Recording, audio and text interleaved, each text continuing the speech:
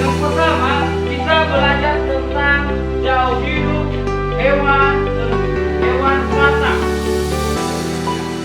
Hewan pernah kalian lihat kata tidak? Kalian tahu bagaimana proses perkembangannya tidak? Tidak. Nah, silakan kalian dengarkan ya. Kata berkembang biak dengan cara bertelur di dalam air.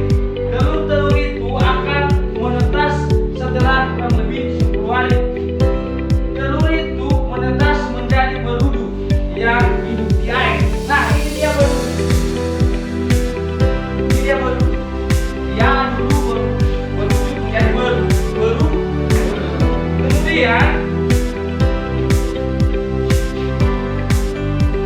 berudu memiliki yang namanya insang, yaitu orang pernapasan pada kata. Kemudian setelah beberapa hari maka kulitnya akan berubah. Setelah itu kemudian membuka kaki belakang. Pada usia 8 minggu berkaki berubah menjadi katak yang berekor.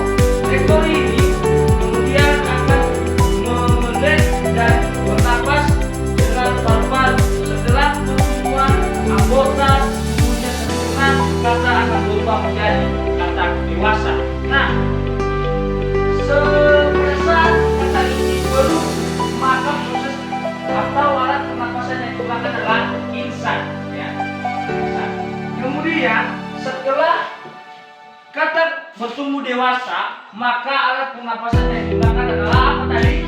Paru-paru. Sekarang kita masuk pada hewan yang kedua adalah kecoa.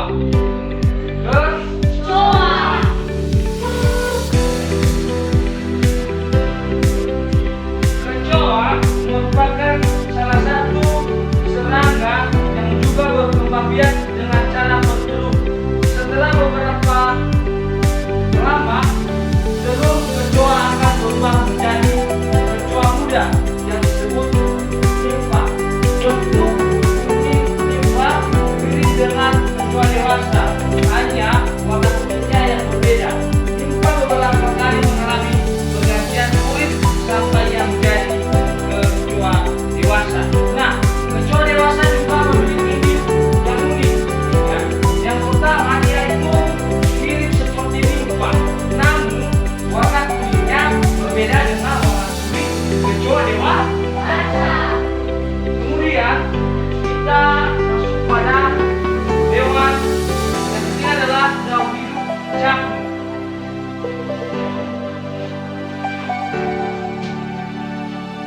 Oke, cakung juga merupakan serangga yang berkembang biak dengan cara bertelur, sama dengan kecoa. Ketika telur cakung menetas, ia menjadi cakung muda yang disebut nimfa. Setelah kurang lebih mengalami pergantian kulit sebanyak 10 kali, cakung berubah menjadi cakung dewasa.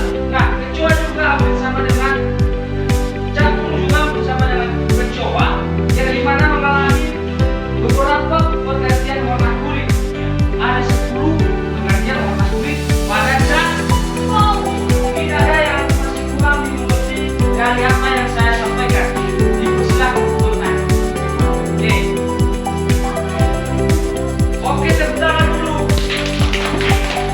Nah, tadi saya menjelaskan tentang metamorfosis dan tepat sekali pertanyaannya. Dan dengarkan. Metamorfosis adalah suatu proses perkembangan biologi pada hewan yang melibatkan perubahan penampilan lain setelah hewan itu lahir atau menetas. Jadi, metamorfosis ini terjadi pada hewan, pada manusia, dan juga pada tubuh, itu terjadi pada hewan. Kalian harus ingat bahwa metamorfosis itu adalah proses perubahan pada hewan. Mengerti?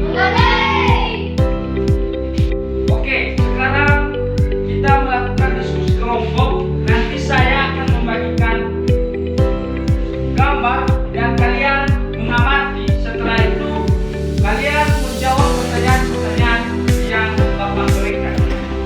Oke? Sekarang udah siap berdiskusi?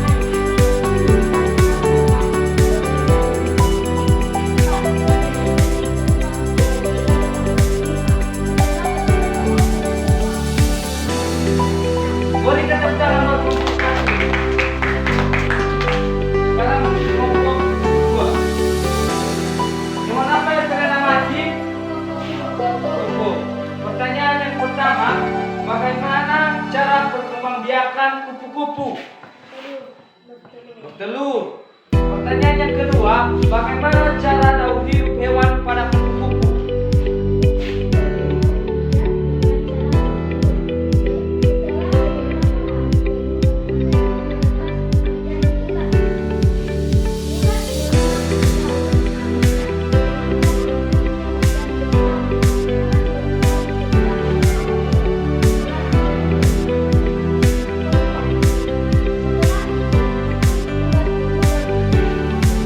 Oke, tepuk tangan untuk kelompok 2. Oke, jadi benar sekali apa yang telah saya sebutkan bahwa nyamuk yang memiliki perkembangbiakan yang mulai dari bertelur sama juga dengan kupu, namun proses daur hidupnya itu berbeda. Kesimpulan dari yang kita pelajari hari ini adalah daur hidup hewan kupu-kupu mengalami 4 fase atau 4 tahapan perubahan. Yang pertama, kupu-kupu akan bertelur, kemudian telur berubah menjadi ulat, kemudian ulat menjadi kepompong, dan kemudian kepompong menjadi kupu-kupu yang sempurna. Yang kemudian, sedangkan nyamuk daur hidupnya mulai dari telur berubah menjadi jentik, kemudian berubah menjadi pupa, baru menjadi nyamuk dewasa. Jadi ada perbedaan antara metamorfosis kupu-kupu dan juga nyamuk. Apa yang kalian dapatkan setelah mempelajari metamorfosis? Siapa yang bisa memberikan? Oke, kita.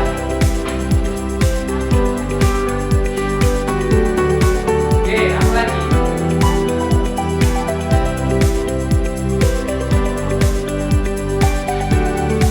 Oke, kita bedakan antara kupu dan juga nyamuk. Oke, berikan tepuk tangan. Baik, sekarang sebelum kita pulang, maka saya mau memberikan tugas sebagai latihan di rumah. Soalnya adalah sudah akan cari untuk hewan